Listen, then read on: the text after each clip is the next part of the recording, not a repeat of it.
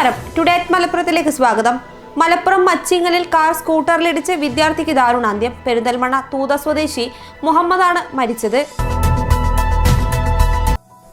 പുലാമന്തോൾ പെരിന്തൽമണ്ണ റോഡിൽ പുലാമന്തോൾ UP-യിൽ നിയന്ത്രണം വിട്ട കാർ തലകീഴായി മറിഞ്ഞ് അപകടം. യാത്രക്കാരായ 2 പേർ നിസ്സാര പരിക്കുകളോടെ രക്ഷപ്പെട്ടു.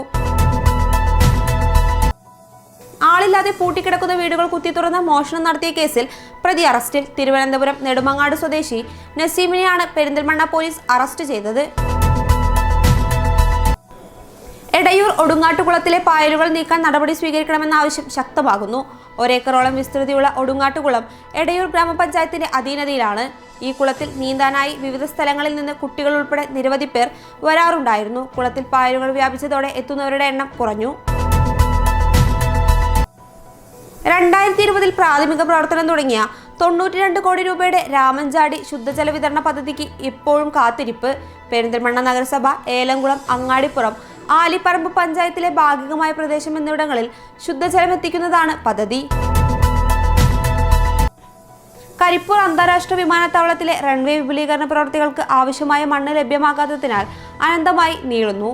വിമാനങ്ങളുടെ സുരക്ഷ ഉറപ്പുവരുത്താൻ റൺവേയുടെ 2 അറ്റങ്ങളിലെയും സുരക്ഷാ മേഖലയായ റൺവേ ആൻഡ് സേഫ്റ്റി ഏരിയ നീളം കൂട്ടി വിപുലീകരിക്കുന്ന പ്രവൃത്തികളാണ് നിശ്ചലാവസ്ഥയിലായിരിക്കുന്നത്. മോട്ടോർ വാഹന വകുപ്പിന്റെ വാഹന ഫിറ്റ്നസ് പരിശോധന ഇനി പഴയപടി. ആഴ്ചയിൽ 4 ദിവസം, ഇടക്കാലത്ത് 2 ദിവസമായി ചുരുങ്ങിയതാണ്. നന്നമ്പ്ര വില്ലേജ് ഓഫീസിന് മുൻപിൽ വഴിമുടക്കിയായി നിർമ്മിച്ച കെട്ടിടം നോക്കുകുത്തിയാകുന്നു. 4 വർഷം മുൻപ് നിർമ്മിച്ച കെട്ടിടമാണ് ഉപയോഗശൂന്യമായി കിടക്കുന്നത്. ജില്ലാ അതിർത്തിയിൽ എടപ്പാൾ പട്ടാമ്പി റോഡിലെ നീലിയാട് കൊടുംവളവിലെ റോഡരികിൽ പഴയ വാഹനങ്ങൾ കൊണ്ടിടുന്നത് യാത്രക്കാർക്ക് ബുദ്ധിമുട്ടുണ്ടാക്കുന്നു.